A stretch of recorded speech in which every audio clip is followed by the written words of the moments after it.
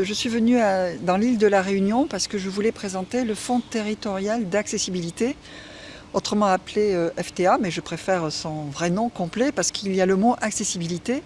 Et donc l'accessibilité, c'est la nécessité que nous avons de rendre la vie quotidienne accessible à tous, que les personnes soient handicapées, qu'elles soient en fauteuil roulant, sourdes, malvoyantes, que ce soit des personnes handicapées ou que ce soit des personnes vieillissantes.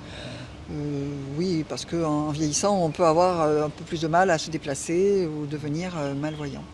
Et donc, le Fonds territorial d'accessibilité, c'est une aide de l'État pour permettre aux établissements recevant du public de se mettre en accessibilité. Quand on parle des établissements recevant du public, ce sont les plus petits, donc les commerces de proximité, ça peut être un boulanger, ça peut être un restaurant, ça peut être un café, enfin ce qu'on peut imaginer dans la vie quotidienne. Mais c'est aussi les cabinets médicaux et les cabinets paramédicaux. Je pense que c'est important parce que c'est une question de droit d'accès à la santé auquel tout le monde doit pouvoir se rendre. Le fonds a été ouvert en novembre, il peut durer pendant 5 ans.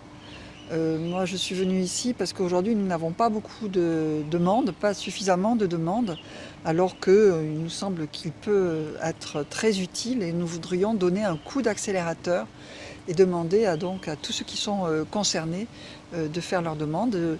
Parmi les commerçants, certains ont fait déjà des dossiers et sont passés par les commissions d'accessibilité, un avis favorable, et là on peut les aider financièrement. D'autres ne savent pas comment faire et je leur suggère d'essayer d'obtenir, et ça nous savons le financer aussi, une aide, une ingénierie pour qu'on leur dise quels sont les dispositifs ou les travaux à réaliser. Que ça peut faire un petit peu peur, d'abord on se dit toujours que l'administration va faire quelque chose de compliqué. Pas toujours, on essaie de faire nos meilleurs efforts pour que ça ne soit pas trop compliqué. Et puis l'accessibilité, c'est quand même c'est une matière technique.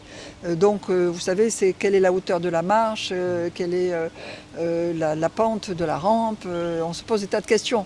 Et donc quand on se pose des questions, il faut voir des experts de l'accessibilité, mais il y a des fois ce sont des choses très simples.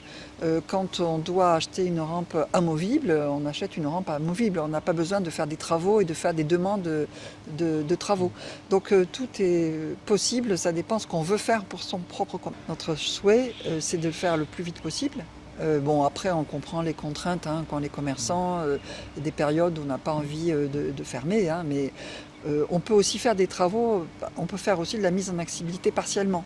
C'est-à-dire, une année on fait quelque chose, l'année d'après on fait autre chose. Il n'y a pas du tout d'obligation de se mettre en accessibilité d'un coup.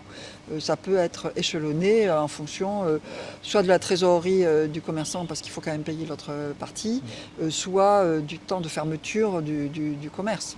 Parce qu'on veut aider tout le monde. L'État prend en charge jusqu'à 20 500 € par établissement. Ce qui veut dire que ça peut être jusqu'à 40 000 € de travaux. Et dans ces 20 500 €, il y a 500 € pour l'ingénierie. Il y a deux possibilités. Soit vous avez besoin de faire une autorisation de travaux parce que, par exemple, vous allez être sur la voie publique et donc il ne faut pas que ça modifie, enfin c'est des questions de sécurité des personnes. Ça, vous avez besoin de faire une autorisation de travaux, donc ils sont transmis à la commune et puis après il y aura la commission qui se réunira, qui donnera un avis favorable, qui ajustera les travaux avec vous. Une fois que vous avez ce dossier, vous allez sur le site de l'ASP pour déposer votre demande. Et à ce moment-là, assez vite, parce que pour l'instant il n'y a pas de file d'attente, vous aurez l'autorisation de démarrer. L'autre cas, c'est où vous n'avez pas besoin d'autorisation de travaux parce que vous voulez juste acheter des dispositifs qu'on trouve directement dans le commerce. Et là, vous présentez un devis que vous mettez, là encore, sur le site de l'ASP. Et là, ça va beaucoup plus vite puisqu'il n'y a pas de délai d'instruction du point de vue de l'accessibilité. Il y a juste un délai de complétude du